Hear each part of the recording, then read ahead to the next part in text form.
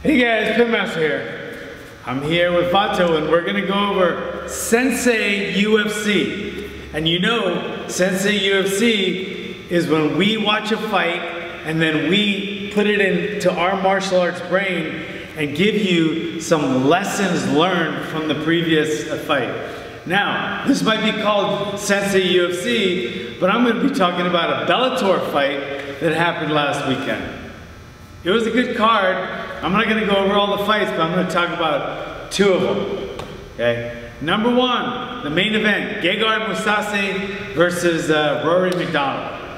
Very entertaining fight. Gegard just too big, too strong, too methodical. He's better. He's just better. I don't know, if they're the same size, he probably would be, but it's hard to judge because he's a lot bigger. But anyway, with that said, he won on the ground, beating the hell out of him. But one of the main things that got him there was that stiff, long jab.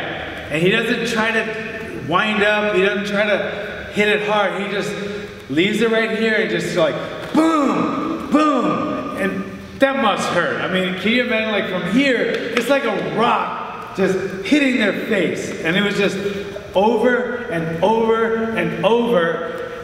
He started wearing down McDonald really quickly, and then took him down and beat him. I think he... yeah, Rory had that terrible fight with Robbie Lawler where his face was... blood. He gets pretty bloody. So he gets...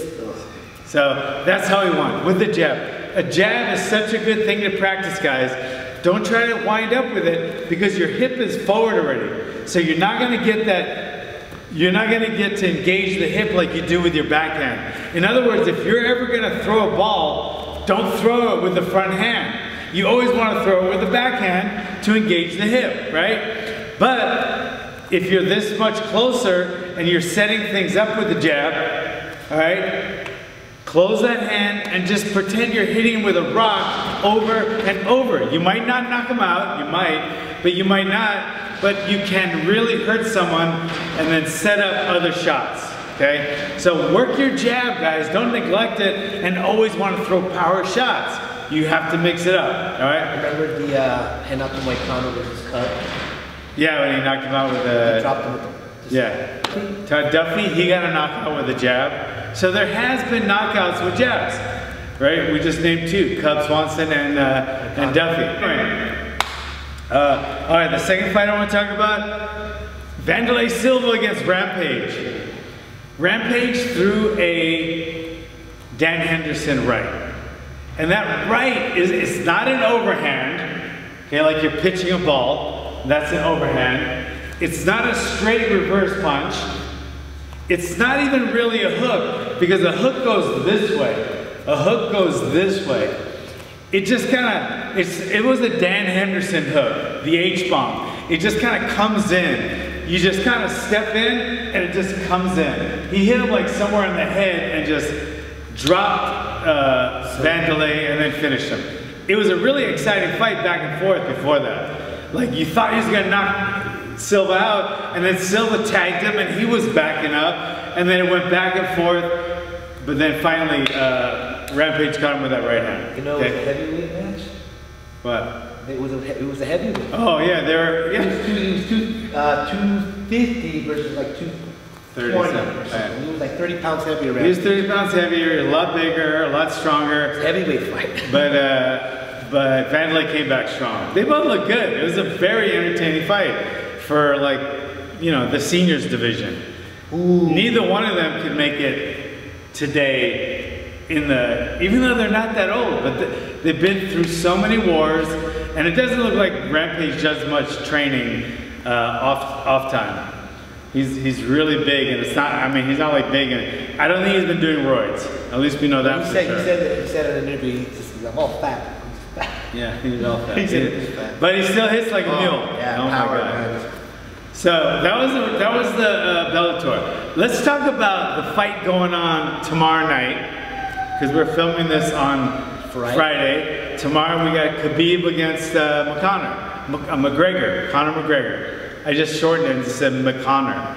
Anyway, how can Conor win this fight? Let me tell you, there's two ways he can win it. He has to not only keep his distance, But he has to be careful because he doesn't want to keep kicking distance, right? He wants to keep punching distance because if Khabib is able to if he keeps Khabib out here, Khabib is going to be darting in. He can't hit Khabib, but then Khabib can dart in real quick, moving his head and get the takedown. So he doesn't want him really far.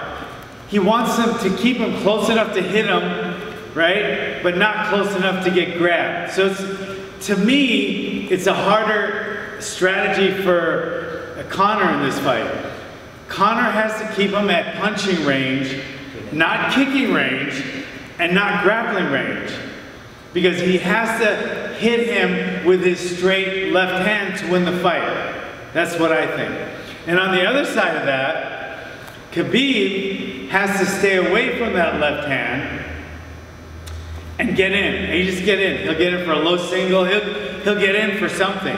And those things are harder to punch on the way in. Khabib has to just stay on the outside, keep moving his head, and then set something up with some punches or a distraction, and then get a hold of him and take him down. So let me tell you what the biggest sense of urgency for Khabib is.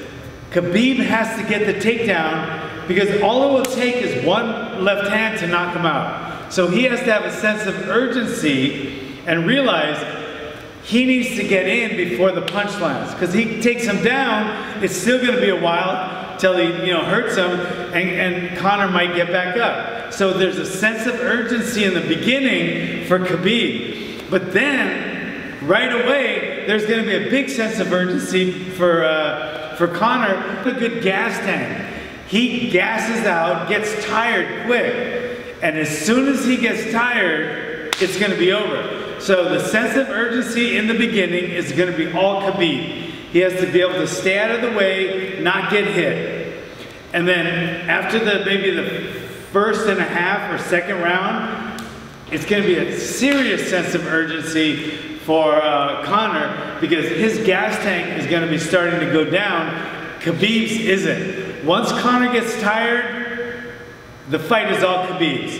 If Conor lands his left hand, it's all Conor. Should be an interesting fight. All right. So I want you to comment here who you think is going to win. And thanks for coming. Thanks for being part of the pit. Make sure you subscribe and comment. And I will see you guys. Thanks.